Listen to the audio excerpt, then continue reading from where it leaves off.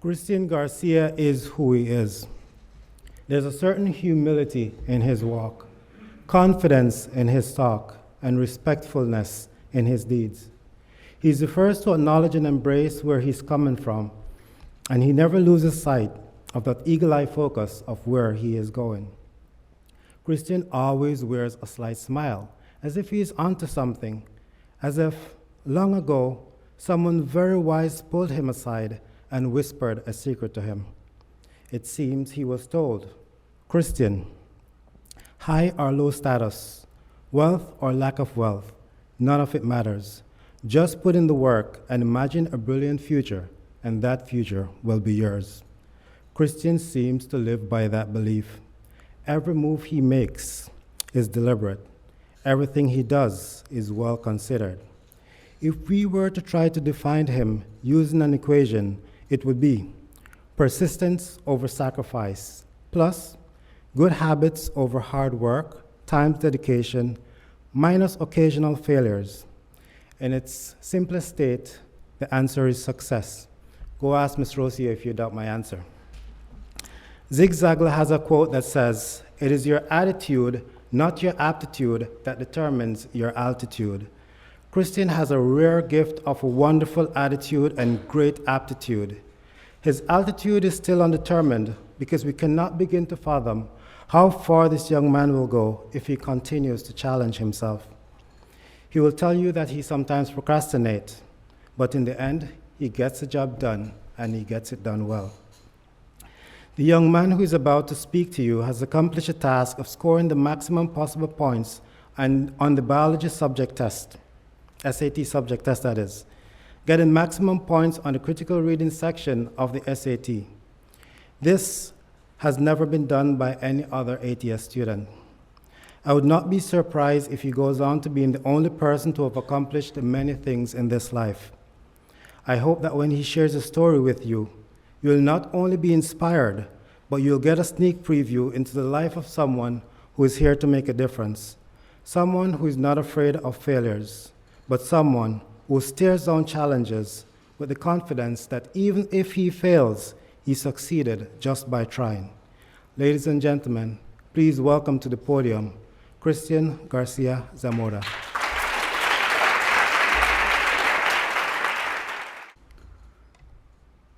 Tell me if this sounds familiar. You're at home, sitting at your desk, and you're staring at your laptop into a blank document with nothing but a title. You have this very important thing to do, a task you should start now. But, there's really no point in starting until you get into that right mood. So, to get your creative mind running, you open a new tab in Search for Inspiration.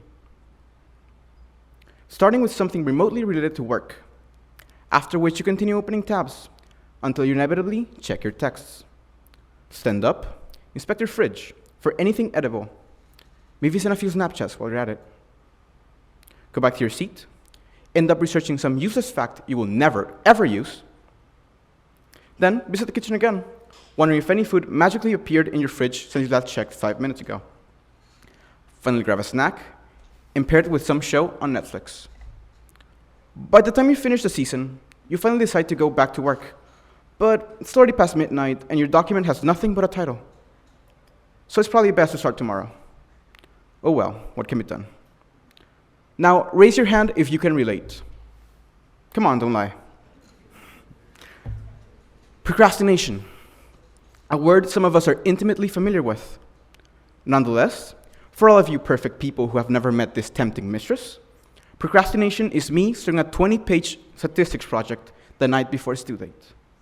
Procrastination is a tendency to delay unpleasant yet important acts. It's irrational, but human, and if we're honest, it's completely and irrefutably idiotic. No one knows best my relationship with procrastination than my teachers. Teachers, I am truly sorry for turning in work at 4 a.m. on Monday morning. If it serves as any comfort, I truly tried to turn in that project on time. Anyway, I've tried setting my own deadlines, using alarms, reminders, paper and digital agendas.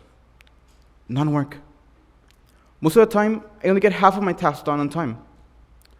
Although I'm aware I tend to leave things for the last minute, I must admit that I, like many other people, fall prey to the planning fallacy.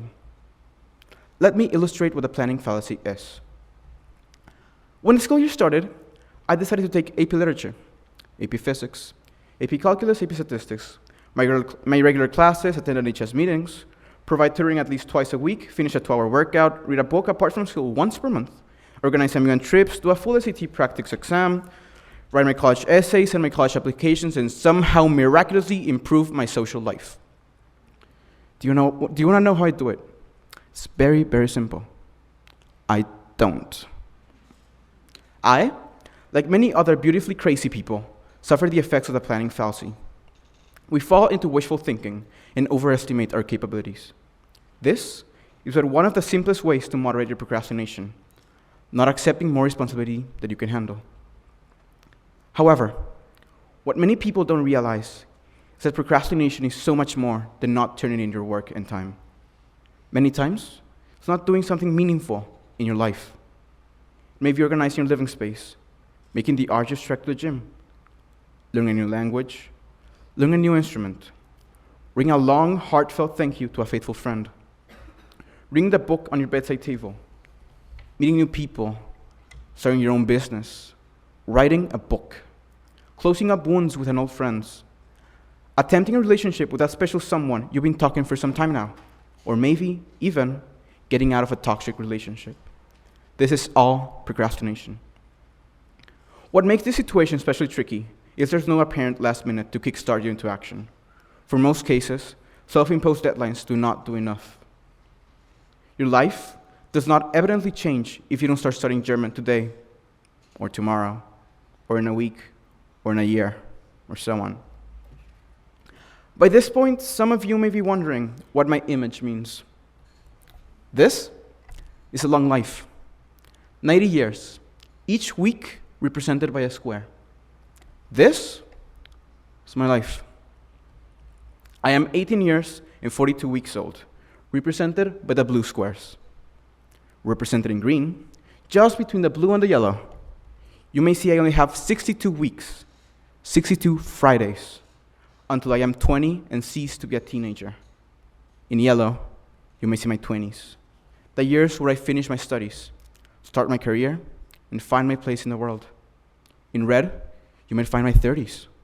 At this point, my life is expected to be figured out, my career established, maybe even have a family. You get the point. In the grand scheme of life, there isn't really much to procrastinate with. Some people have asked me, what is my greatest fear? Darkness? Death? Cockroaches? Not really. My greatest fear is regret. Short and simple. More specifically, it's regret of not doing things I could have done. The infamous what if. The tricky thing about what ifs is they stick with you far longer than they should, even a lifetime. Adults won't let me lie. And again, it all comes down to procrastination. Desidia, as my father calls it. So, what can be done? The PG-13 version of my solution goes something like this. Say screw it. Say screw it and do what your heart desires. If right now, fellow teenagers, if right now you stand up and start dancing in your place in the middle of my speech, believe me, it won't matter much. It can be explained away by either teenage rebelliousness, teenage angst, or sheer teenage stupidity.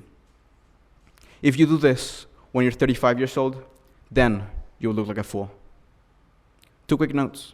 1, this applies to non-fun occasions as well. Say, screw it, I'll finish that essay because screw it, I'm going to that party. And 2, do everything within reason. I do not want to see any of you in jail or rehab because of what I have said here. But above all, live life and make sure you enjoy it. The only time to enjoy your teenage, your 20s, your 30s, your 40s, your 50s, your 60s, your 70s, your 80s, your 90s is now. Thank you.